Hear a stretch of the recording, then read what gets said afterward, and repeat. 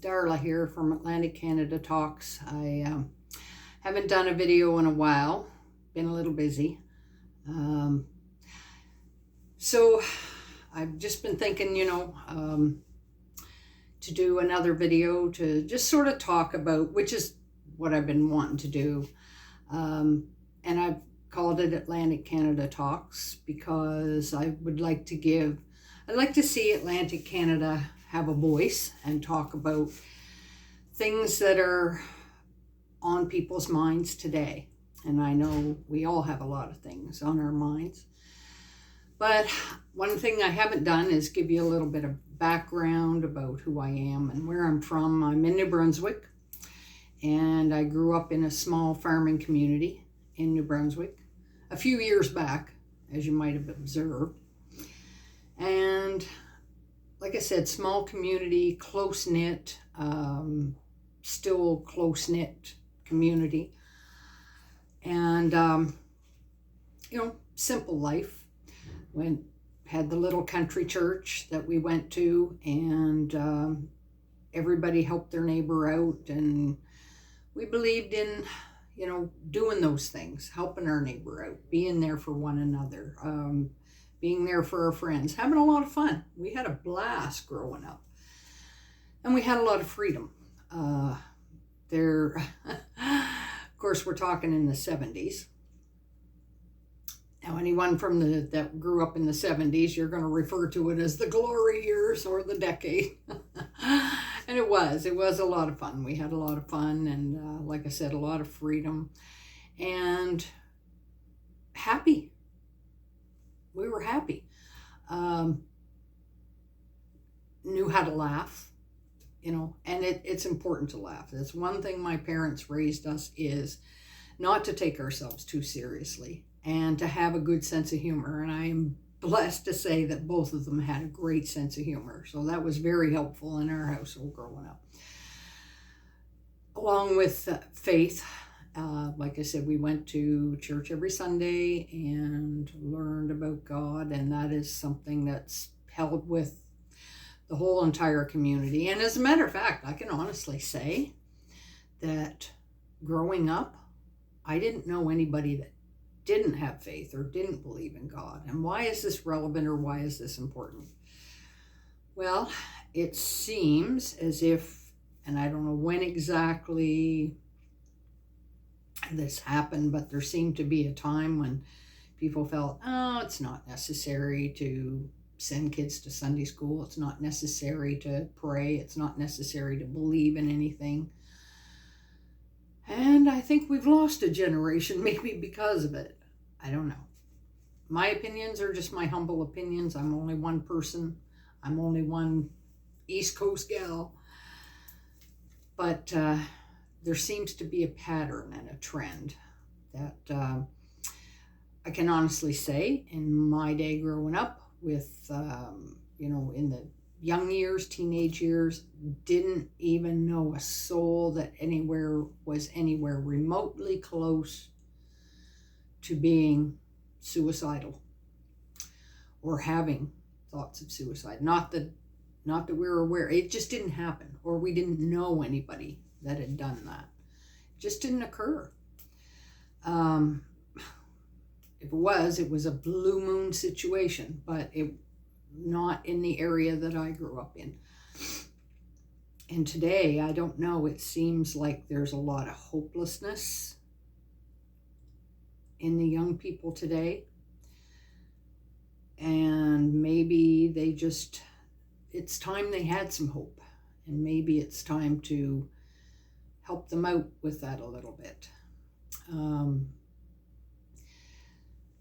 The children, the little ones, that's a time to start. That's when we want to, they're the most impressionable. I totally believe in keeping these babies as innocent as long as possible. There's things that they don't need to know about or be aware of, and I know some would disagree with that or not agree with me on that, but there's a reason for everything. There's a reason why children need to be innocent and maintain that as long as possible. Not to keep them in the dark that there aren't things that happen in the world. There are, but you know, less is more sometimes. And I think we're seeing. I think we're seeing the result of young people today seem to be hopeless or feel hopeless about the future. And again, some are going to disagree with me, maybe, but I know there's a lot of you out there, and I really want to hear from other New Brunswickers, Nova Scotia, PEI, and Newfoundland. Want to hear your thoughts on it. And I know folks in my age group, yeah, and I will be 62 come Friday. And I don't care about that, yeah. The scales never cared about naming her age. It's irrelevant. But we knew things. We learned some things. And our faith and our belief and our sense of humor and sense of community and all of this stuff has gotten lost. People want to just stay in their homes now. Kids want to play games instead of getting out and doing things like planting gardens, working with their hands, building things. And I know it might sound, oh, well, what's the relevance of that? It's a sense of purpose and also a sense of accomplishment. Kids need direction. Involve them in things that are, it's good to work with your hands. It's good to do things. It's good to garden. It's something that I enjoy very much, is digging my hands in the dirt, planting things. I love seeing things grow. I love seeing the fruits of my labor. There's a reward in that. And I honestly believe it is a God-given thing that is put inside of us, that we want to see that. And also, I honestly feel that the education system, and not just in our province, in our country, but we'll start here in New Brunswick, I don't know what's happened to them. There are adults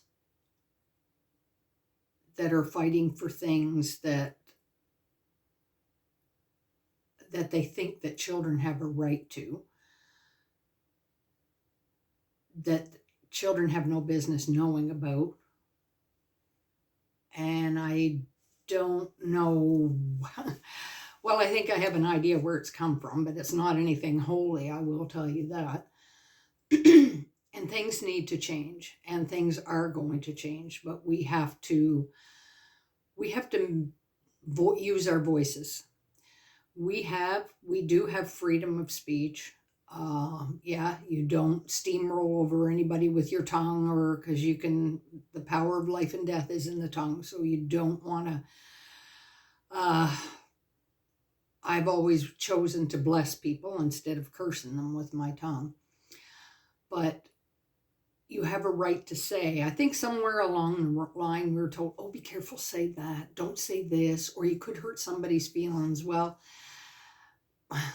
another advantage to our generation is we grew up with a lot tougher skin. We're not offended by every little thing that is said or done, or, you may not agree with someone's opinion. That's fine. It's actually okay. We all have different thoughts. When you share differing thoughts, sometimes you both could be wrong, but you could come to a mutual agreement on a solution, or, to a situation. That's why different thoughts are good.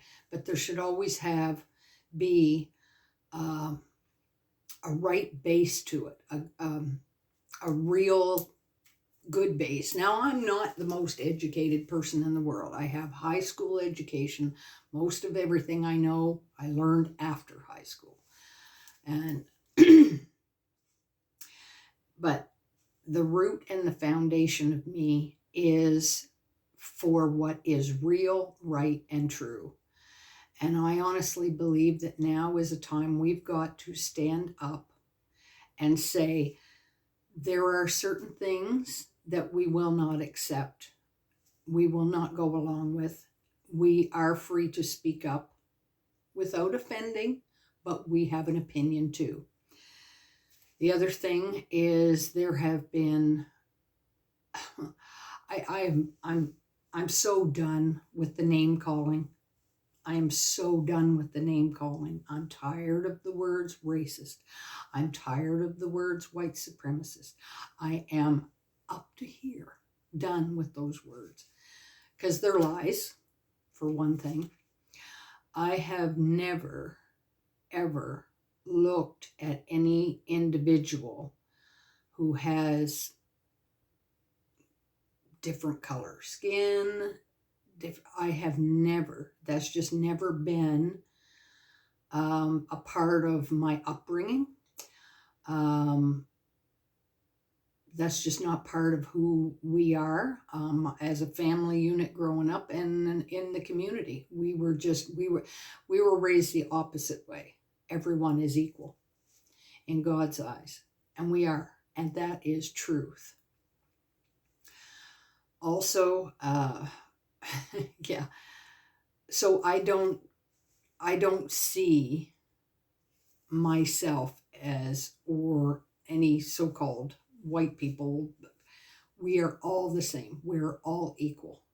And that's been part of my foundational upbringing. And I'll never change that. I will never think any differently. We've also been told the lies that have been told as far as we hate this group, we hate that group. I will tell you, in my household, growing up, the word hate was abolished. It was not allowed. Not in our vocabulary. We weren't allowed to speak it. And I'm thankful for that. I'm thankful because especially my mother, she was more about loving people. Both my parents were social people.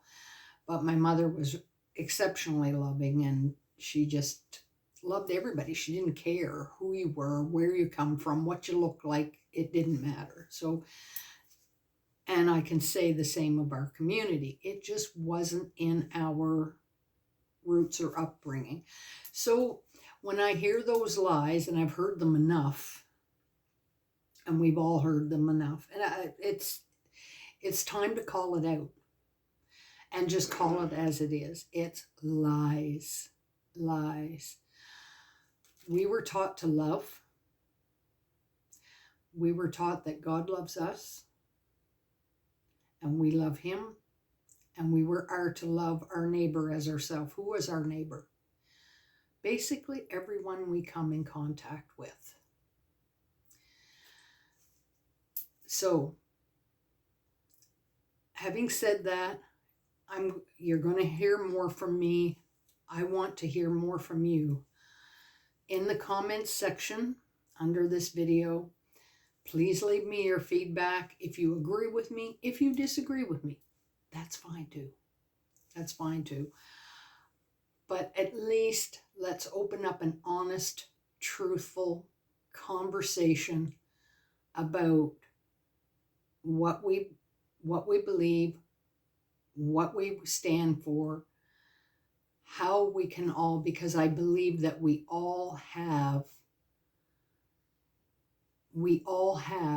a duty to take our stand and speak and say and do what's right, what we know to be real, right, and true. And starting with the children. Now, I hear in New Brunswick, although our premier is coming under some fire about Bill 713, which is protecting the innocence of the children, and up to 16 years old can't have, certain things, indoctrinations in schools, which is a start. You're not an adult in this country until you're 18 years old, but 16 is a start. And we're going to stand behind that and encourage the other provinces to do that. Nova Scotia, PEI, Newfoundland, stand for the children. Because if we don't and we allow this indoctrination to fall into and take over, there's going to be no future for the kids. There's going to be no future. Train up a child, and when they're old, they won't depart from it.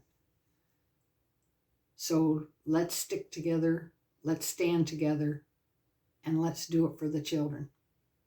Let me know what you think. Leave your comments in the comments section. Love to hear from you. Thanks for listening. We'll be talking more. Have yourselves a great day.